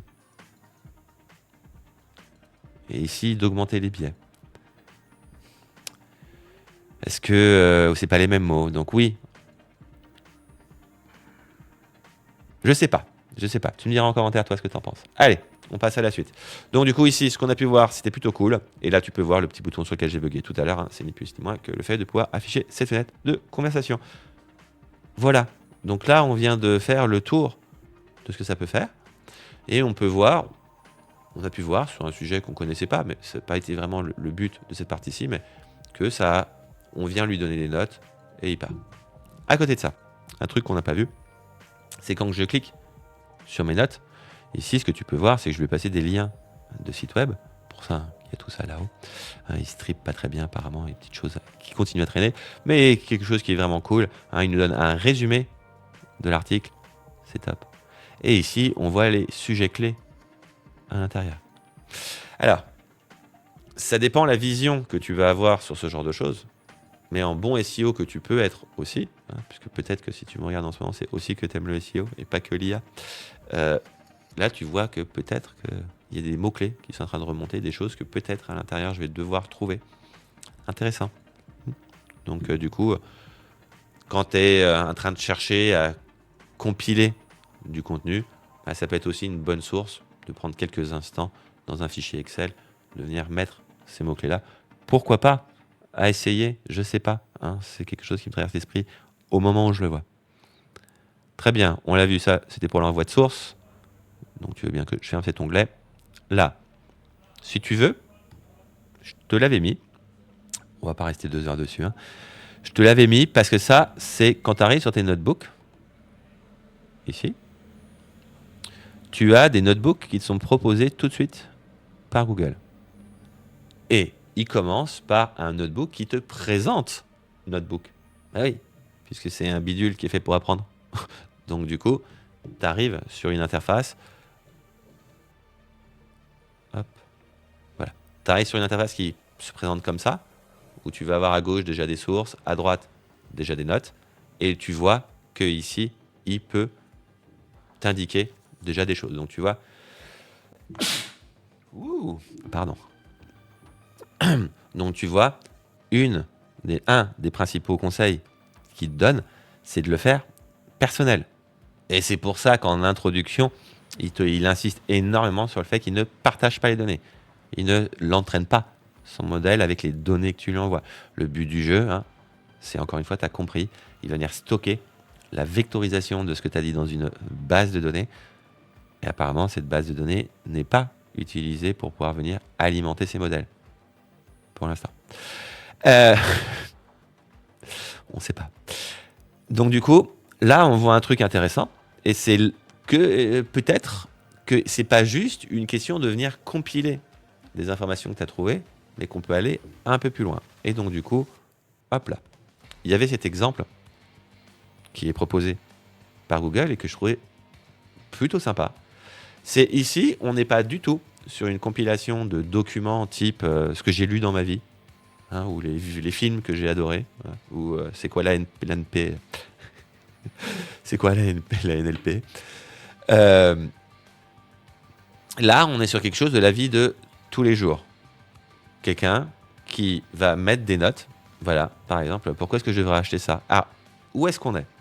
Ici, on est sur une expérience de pensée où quelqu'un veut créer des mugs. Voilà, il se pose la question de lancer un produit. Et ce produit, c'est des mugs. Et donc, du coup, il va avoir plusieurs choses. Donc, bon, celui-là, on s'en fout un peu.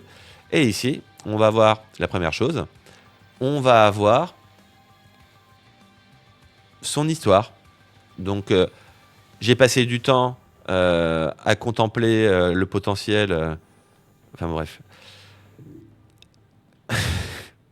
tu vois, c'est une note personnelle où il faut que je fasse attention au marché, de la viabilité, de la proposition unique de valeur. Bref, on voit qu'il s'est fait une note à un moment donné, comme des notes que tu pourrais avoir dans ton téléphone, et que ce ne sont que des notes qui sont passées ici. Donc là, la partie notes est vraiment utilisée comme des notes. Et à côté, on a des documents, comme par exemple les avantages et les inconvénients des mugs. On va avoir des revues clients. C'est très intelligent ça. C'est vraiment très intelligent. Dans les formations que je donne sur ce genre d'outils, il y a un exemple que j'aime beaucoup donner, c'est de te faire passer des commentaires clients, des avis clients sur un produit. Et de te montrer que grâce à ça, tu peux faire remonter des évolutions produits qui sont attendues par tes clients. Donc c'est vraiment très intelligent. Donc et par exemple ici, manuel d'utilisation, donc je ne sais pas trop pourquoi tu as besoin d'un manuel d'utilisation pour utiliser une mug. Hein, d'accord.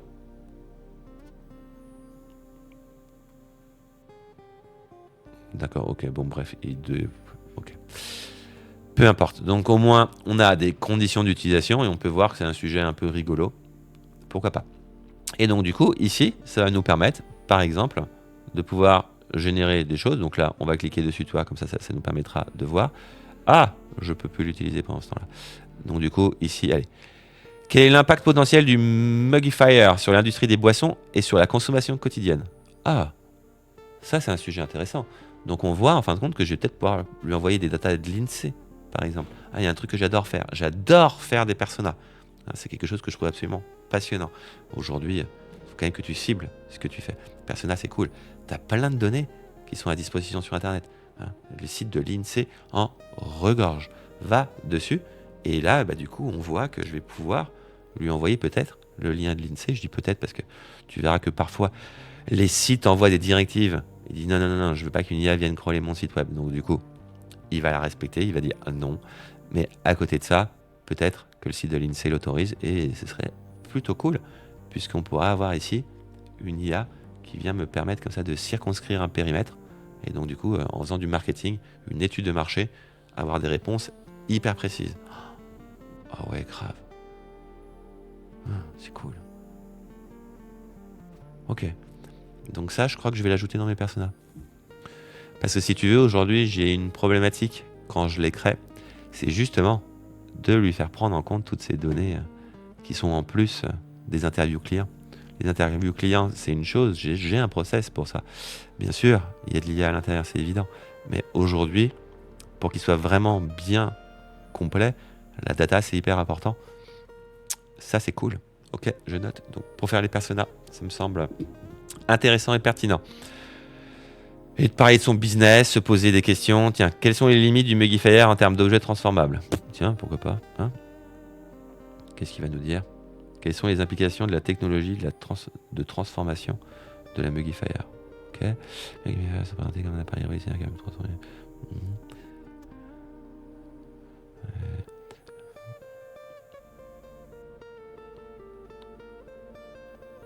Ok.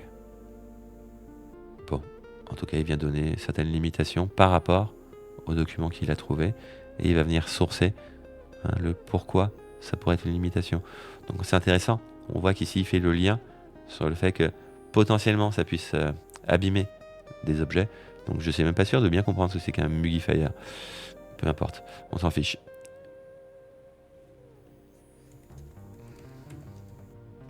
On va lui poser la question.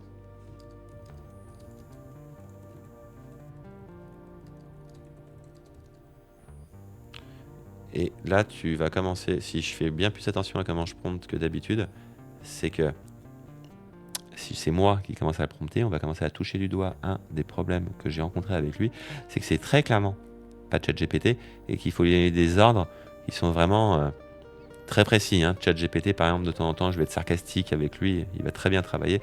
Ouh là là, le sarcasme, lui, pas connaître du tout. Bah alors, pas du tout. C'est pour ça que je me demandais si c'est Gemini derrière. C'est un appareil numérique qui transforme les jeux du coin en tâches fonctionnelles. Ah oui, d'accord, ok. Ok. Donc c'est quelque chose genre d'un objet en tasse. Mugifier numérise la forme et la transforme. Ah oui, d'accord, ok, ça n'existe pas du tout. Ok, d'accord. Donc c'est un objet imaginaire. Très bien. Bah, en tout cas, rien qu'en l'utilisant un peu, on voit tout de suite qu'il y a des idées. Et même pour ton propre business. Aujourd'hui, passe-lui tous les documents. Par exemple, tu dois bien avoir des docs qui parlent de ton client cible. Tu dois bien avoir ta plateforme de marque. Tout ça, passe-lui. Passe-lui même tes concurrents. Et ça peut être intéressant. Bon, ici, je crois qu'on va pas se refaire l'exemple. C'est un peu, en réalité, ce qu'on a déjà vu. Je voulais avoir un sujet qu'on maîtrisait pas forcément très bien et venir le sourcer. Là, ce sujet de la NLP en particulier, c'est tout simplement parce que dans les formations que je donne, je parle également de la NLP à un moment donné et pour être sûr de ce que je dis, je suis pas développeur, je suis pas codeur, donc j'aimerais être certain de ce que j'avance. Là, l'idée, c'est de me dire, tiens, j'ai cherché certaines sources, je les ai collées à l'intérieur et on a pu travailler ensemble. Et ici, j'ai fait 2 choses de plus. Donc, 2 choses. Il s'est passé une chose de plus et j'ai fait autre chose. Première chose, ici, tu peux voir que, par exemple, là, j'avais passé Search Engine et 2 autres sites et qu'il y a un petit i qui est apparu. C'est très exactement ce que je t'ai dit, échec de l'importation en raison d'une erreur temporaire. Pas vraiment, c'était pas une erreur temporaire, c'était un refus du site internet de dire, en tout cas, c'est ce qu'il y avait écrit dans le retour, le premier que j'ai eu, c'est qu'il n'était pas autorisé à crawler ce site web. Et si c'est comme ça que le site l'a décidé, tant mieux. En tout cas, ça le respecte. Mais toujours est-il que si tu veux vraiment venir le copier, tu peux venir faire un copier-coller à l'intérieur. Je ne sais pas, aujourd'hui, quand j'ai fait cette action, je me suis tout de suite posé la question du droit d'auteur. Je ne sais pas. Pour moi, je l'ai vécu exactement comme si je venais faire un copier-coller dans un document Word. Est-ce que oui, est-ce que non? Ça alimente pas l'IA. ça reste qu'à ma disposition. Ah, je peux le partager quand même, visiblement. Qu'est-ce qu'on peut lui donner comme propriété? Donc, tu vois, je sais pas. Mais toujours est-il que tu peux le faire. À voir. Ok. Et autre chose, bah ici, je suis venu justement lui passer mes documents de formation pour pouvoir venir discuter et venir voir. Et c'est là où aujourd'hui, on va lui faire un test. Donc du coup, si mon but, il était de venir comparer, donc là, je me suis dit, ok, on est en questionnement, qu'est-ce qu'on peut faire avec?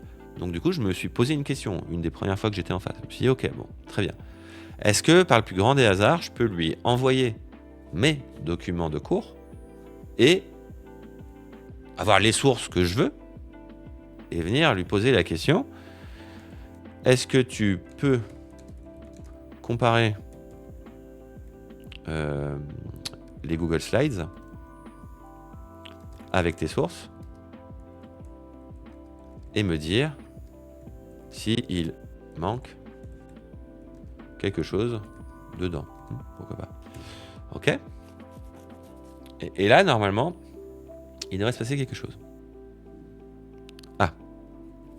Voilà. Il n'y a pas d'informations dans les sources que vous avez fournies pour répondre à votre question. Les sources traitent du traitement de la... Ah. Ouais, mais je viens de te dire, Coco. Pourquoi tu me fais ça? Pourquoi? Je viens de t'envoyer des docs. Tu devrais avoir conscience. Déjà, ce que c'est qu'un... le Google Slide. Bon, du coup, on va le dire autrement. Alors...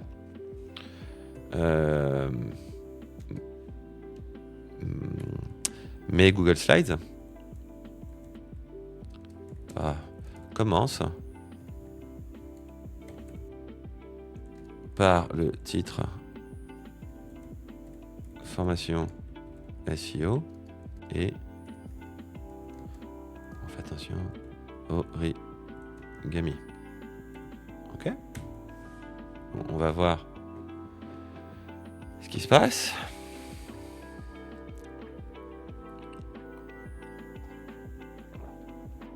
Musique en fond, tout ça. Alors, ce document porte sur l'intelligence artificielle. Il aborde notamment les sujets suivants sans avoir accès. Qu'est-ce que tu me racontes? Pourquoi tu es en train de me dire que tu n'as pas accès au Google Slides? Ça, c'est un truc qui m'a vraiment perturbé. Mais vraiment. Et je pense que tu sais quoi? Je suis vraiment content de faire ce live le samedi matin. Parce que le but du jeu, c'est justement de se poser des questions et peut-être d'avoir des débuts de réponses. Et au vu de la vidéo qu'on a vue juste avant, on comprend quelque chose. Je pense. On comprend que le RAG, il a deux opérations. Il a une première opération de prendre le document et la seconde, de le prendre et de le vectoriser. Et la seconde, de venir avoir une opération pour pouvoir venir récupérer le morceau vectorisé qui va bien.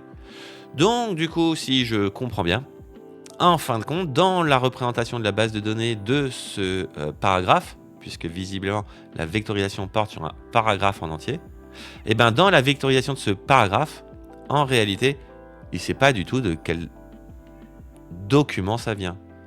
En tout cas, c'est l'impression que ça me donne. Quand on lit ça comme ça, on a vraiment l'impression qu'il ne sait pas. Donc du coup, on va se poser une autre question. Est-ce qu'aujourd'hui, tu vois, je ne sais même plus d'où vient cette source. Ah, c'est fou ça. Donc ça, c'est... Ouais, on ne connaît pas. Attends, du coup, je vais essayer de nous trouver une source.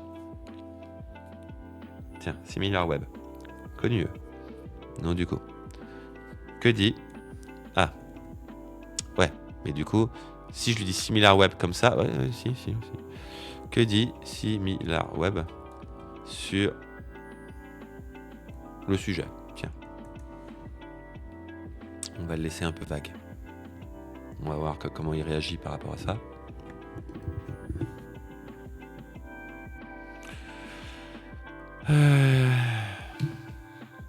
Alors, tu vois, là, on voit qu'en plus, il nous en a pris deux. Alors, qu'est-ce qu'il nous dit différemment? Donc, c'est deux. Là, la source, SimilarWeb, d'accord. Ok, donc on est toujours... Donc, est-ce que il a compris que c'était la source SimilarWeb, ou est-ce que à l'intérieur,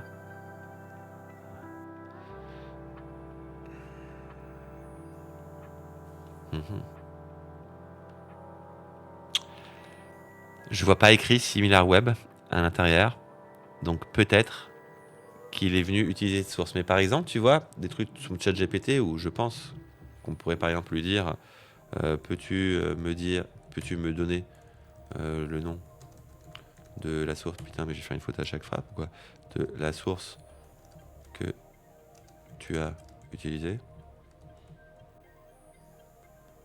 Comment il réagit à ça? La source qui mentionne. Ah, très bien. Donc du coup, on peut lui dire de se fier qu'à cet article. Très bien. Donc du coup, si on lui pose la question dans cet article précisément... Ah, très bien. Est-ce qu'on peut faire ça? On va prendre celui-ci du coup. Mince, où est-ce que j'avais vu l'URL tout à l'heure? Voilà, ici je vais en voir une. Data Science Test. Ok. Ok. Peux-tu comparer l'article Data Science Test à tous les autres et me dire le ou les sujets qu'il est le seul à traiter. Regardons ce qui se passe. Ça pourrait être intéressant. Il semble que vous faites référence à l'intitulé Data Science Test. Ah. C'est intéressant. Donc tu vois, c'est pas évident à prompter tout de suite. On voit que va falloir prendre une certaine habitude et que c'est clairement pas de Gemini derrière. Et il réagirait pas comme ça. Ou alors, c'est vraiment un entraînement particulier. Je ne sais pas. Ok, donc du coup, allez, on va passer à la suite. Mais tu peux voir que, en effet, le prompter, ça a demandé une petite habitude de voir comment lui parler, comment faire en sorte que si je vais faire ce type d'opération, je puisse le faire. Est-ce qu'il en est vraiment capable? Est-ce qu'il a été vraiment fait pour ça? Je ne sais pas. En tout cas, j'ai pas encore visiblement trouvé comment bien lui poser la question. Très bien. Donc ici, l'idée, c'est de se servir d'une base de sources. Là, on a pu voir que je vais avoir ici des idées de... Je vais aller piocher comme ça sur Internet de bien faire des prompts pour le SEO. Et à côté, je lui ai passé également des documents que j'avais à l'époque où je notais tous mes prompts et que je ne pouvais pas les enregistrer. Et bah du coup, on va lui demander comment faire un... Non, plutôt fais-moi un prompt original pour le SEO. Il doit pouvoir être copié, collé dans une autre IA. Allez, on va voir.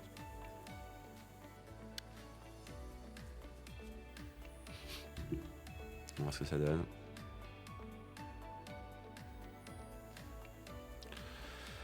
Ah, écoute, si t'as envie d'aller chercher un café, enfin.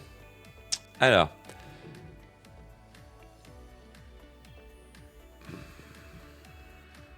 Je souhaite améliorer le référencement de mon site web sur le thème de je cible une audience de et mon objectif principal est de. Ah bah c'est très original puisque bah tu sais pas ce que tu veux faire. Peux-tu me donner un plan d'action? Ok.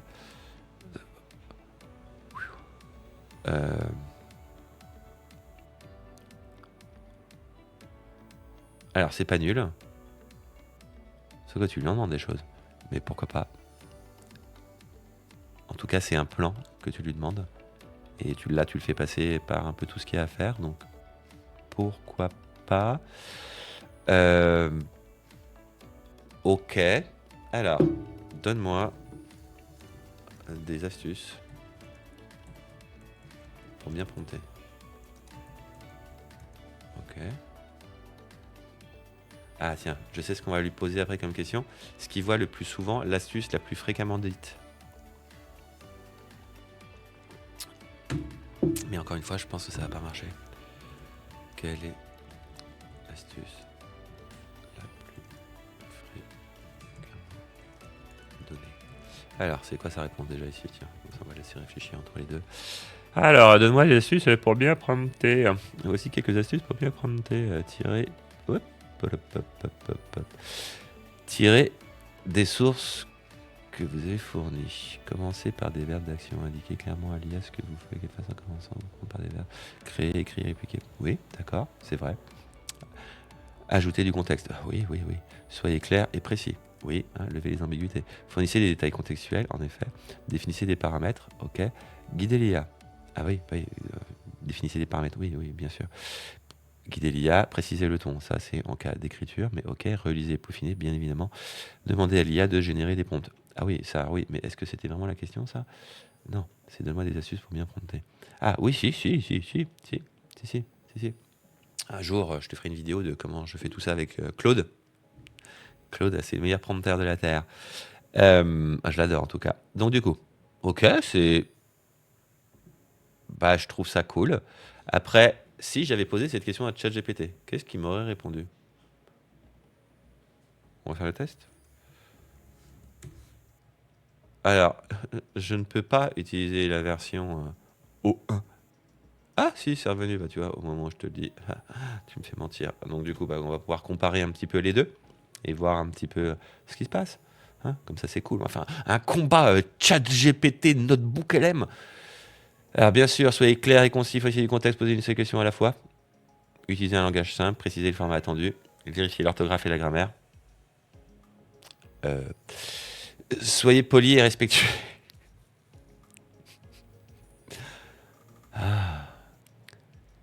Et ben ça, tu vois, je pense que cette toute dernière réponse, on verra à la fin de la vidéo pourquoi il nous dit ça. C'est quand même une sacrée différence avec cette réponse-là. Cette réponse-là, je la trouve beaucoup plus qualitative. Vraiment plus qualitative.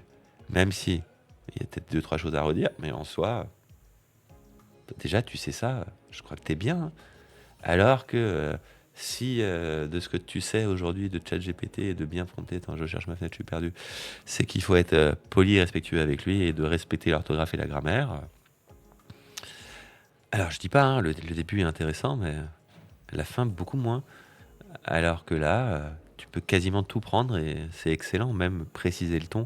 Je dirais qu'à 90% du temps, les gens vont utiliser ChatGPT pour écrire. Là, en plus, c'est des choses qui sont liées à du SEO. Je pense qu'il y a quand même pas mal de conseils qui sont liés à l'écriture de contenu dans ce milieu-là. En tout cas, dans les premiers qui pouvaient exister. Donc, ok. Un bon point. La différence entre les deux, c'est que il y en a un, je suis obligé d'aller construire mes sources. Et l'autre, il le fait un peu pour moi. Ah, cool. Ah bah voilà, on a le début de notre réponse. Selon la source, et tu mets entre guillemets, d'accord. Bah voilà. Il suffit de s'y intéresser 3 minutes et puis on a les réponses à nos questions. Voilà, faut juste prendre un petit peu de temps. Et ce temps-là, on le prend tous les samedis, de 10h à midi. Non, pas tous les samedis. Non, c'est ce que je disais avant. De temps en temps, le samedi, mais c'est toujours le samedi, de 10h à midi. Et puis, du coup, tu me suis sur LinkedIn, où tu mets les petites notifications sur Twitch. Et puis, du coup, tu sauras. Donc, la source de ce ne présente pas une catégorisation en 3 catégories. Elle fournit plutôt une vaste liste de réponses organisées. Cependant, en analysant la structure et le contenu de la source, on pourrait identifier 3 grandes tendances qui pourraient être considérées comme des catégories. Oh, c'est lourd. Prompt informatif, créatif, pratique. Quoi? Ces prompts visent à obtenir des informations de ChatGPT comme des idées. Okay. Ah oui, d'accord, ok. Créatif. Ces prompts demandent à ChatGPT de générer du contenu créatif. Oh, oui. D'accord. Ok. Prompt pratique. Ces prompts visent à utiliser ChatGPT pour effectuer des tâches spécifiques comme générer du code. Ah. Ah oui, d'accord, ok, Non, je vais poser la question de pourquoi est-ce que c'est scindé comme ça? Pourquoi cette catégorisation?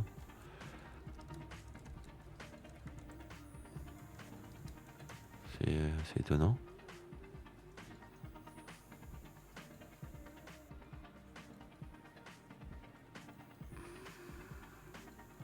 Ouais, c'est parce que c'est une manière de les organiser, mais tu peux en avoir plusieurs, c'est ce qu'ils disent. La question, ça me fait référence. Alors, ça, déjà, c'est vraiment un truc qu'on n'a pas l'habitude de voir. Hein. ChatGPT ou Claude ou Gemini, ils me disent pas qu'ils font pas cette espèce de lien logique entre deux choses. C'est vraiment assez perturbant, cette manière de travailler. Je comprends pas. Aujourd'hui, je comprends pas qu'ils comprennent pas. C'est que ça doit fonctionner d'une autre manière. Ok, comme si peut-être, je sais pas.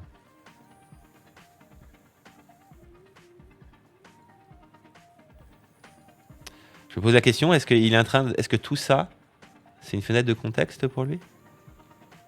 Ou est-ce que d'une manière ou d'une autre, en fin de compte, ce que j'ai devant moi, c'est que ça, sa fenêtre de contexte, plus tout du pré-prompt qui aurait été injecté avant, donc certainement par notre RAG, c'est même une certitude, mais aussi peut-être par les conversations précédentes. Ah, j'en sais rien du tout. Ou alors, c'est peut-être comme ça qu'il a été entraîné.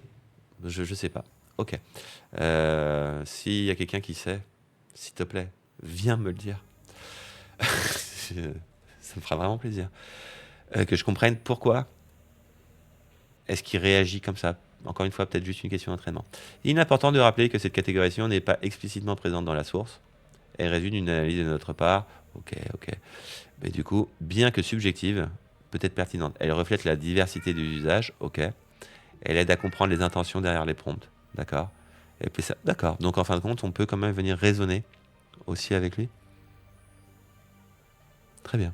Et donc du coup, on a pu cibler une source en particulier. Bah, c'est cool.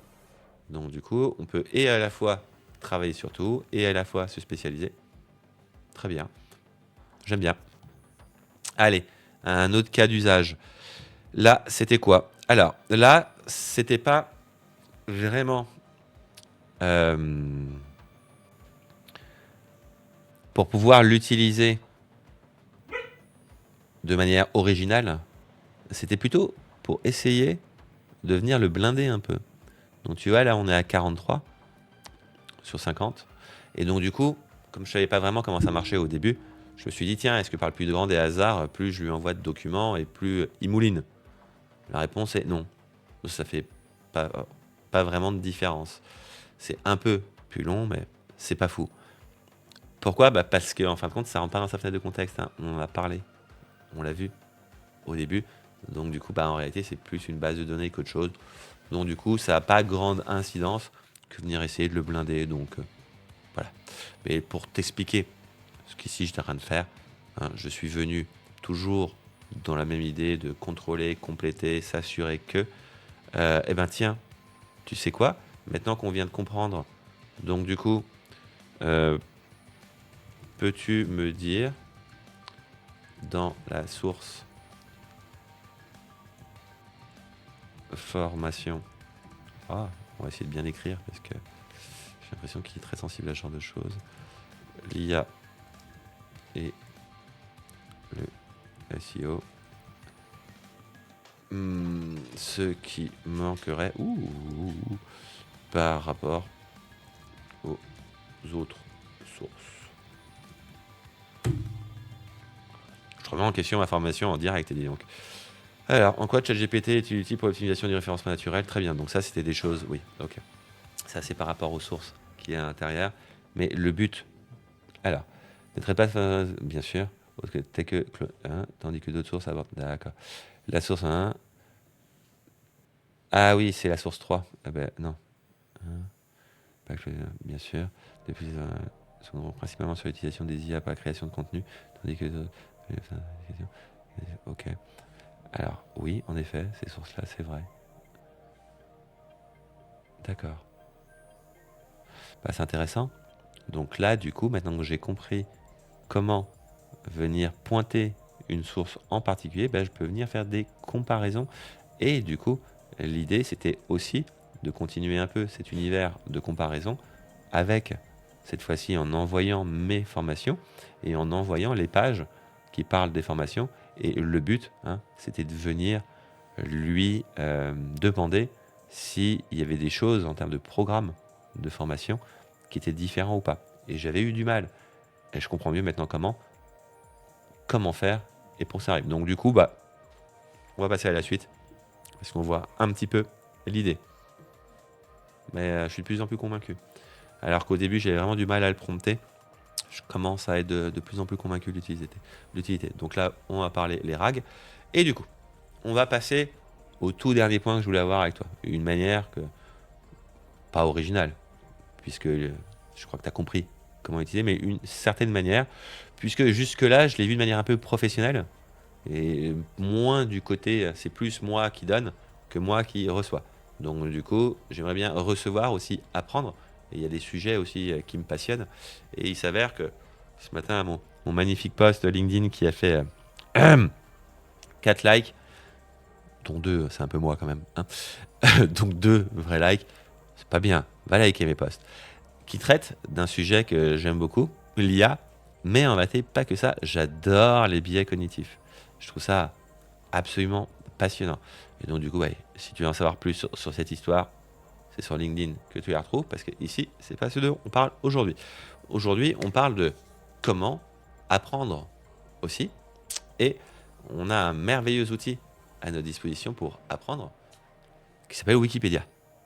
Sauf que, si tu t'intéresses à certains sujets, comme, je sais pas moi, les biais cognitifs, je t'invite à regarder le nombre de liens qui sont... Je te parle même pas de la taille de la page. Bien sûr que la page, elle est monstrueuse, regarde. Mais, ce qui est vraiment intéressant et pertinent, je trouve, dans cette page, c'est de voir le nombre de liens qui existent. Combien de choses je vais devoir aller lire sur un sujet pour pouvoir commencer à le maîtriser. De toi à moi, un certain nombre. Parce que les biais, je crois qu'on en a un ou deux. Tous, au moins, au minimum. Pourquoi est-ce que tu crois que je m'y intéresse?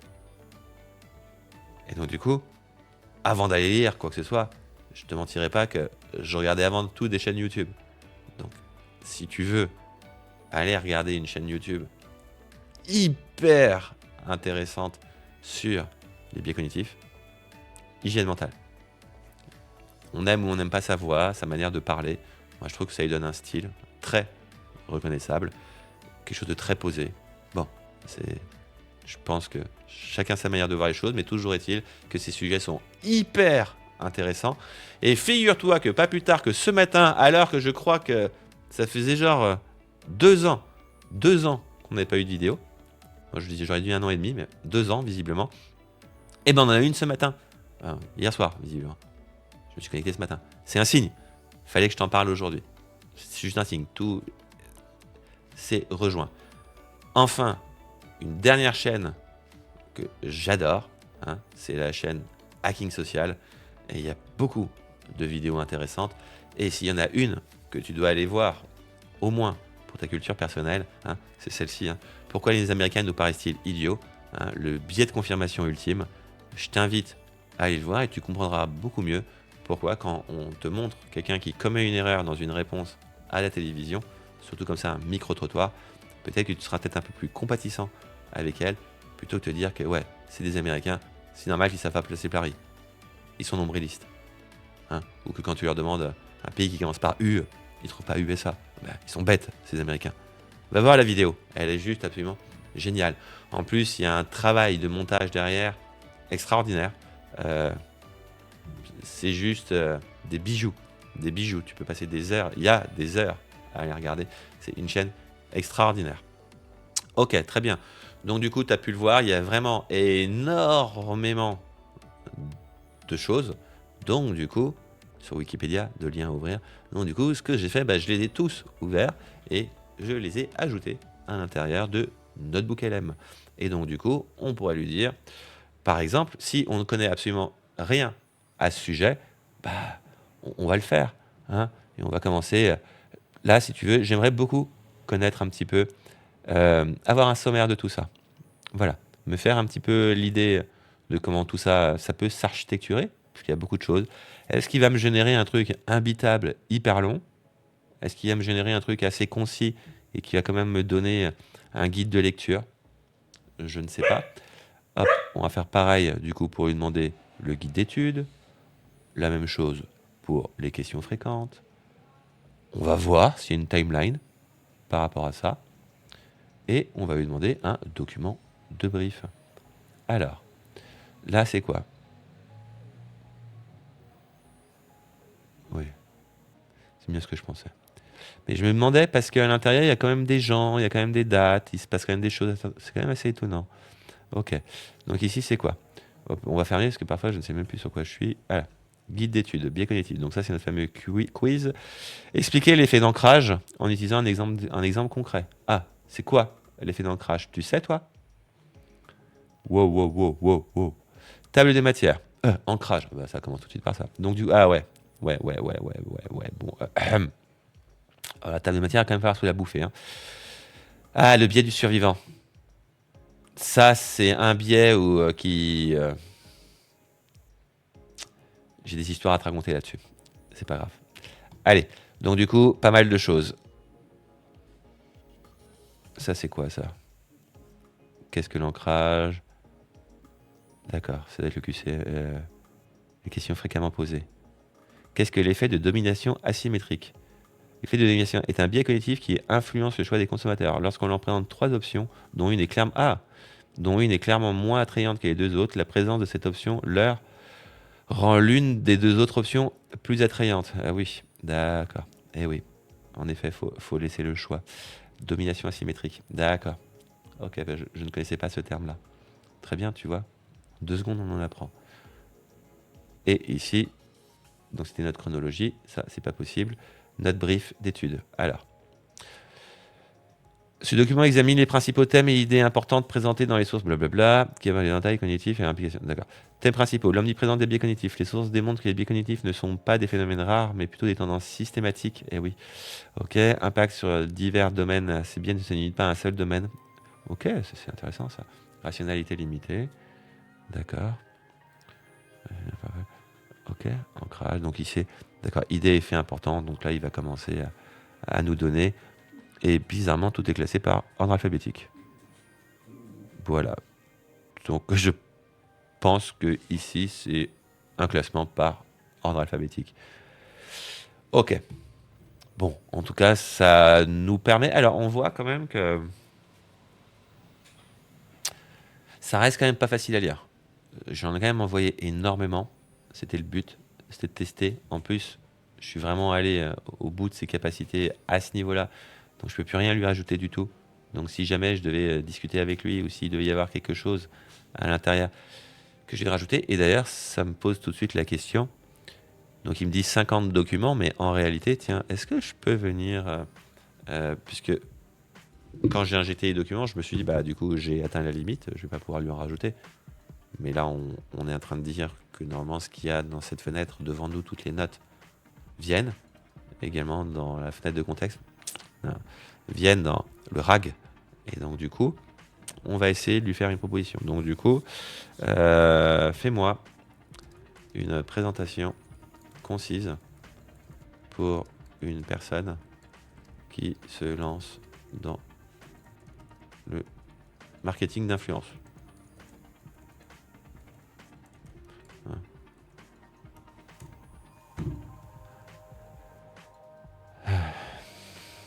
Qu'est-ce qu'il va nous dire? Comment il va marcher?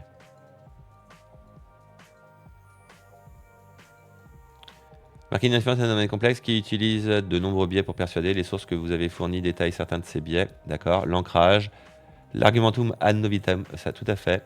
Asymétrie d'information. Oh ouais, grave. Ah oui, ça c'est vrai. Signaux de qualité. Biais de confirmation.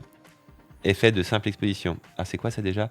La répétition d'un message, même s'il est simplifié, peut augmenter sa familiarité et sa persuasion. N'hésitez pas à répéter vos messages clés de différentes manières à travers différents formats. Oui, d'accord, ok.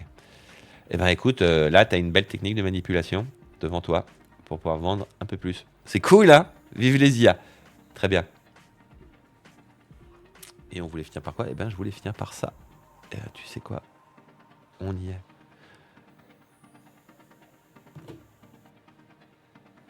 Donc du coup, on peut pas vraiment... Vraiment dire que le chat, il a été très très actif aujourd'hui.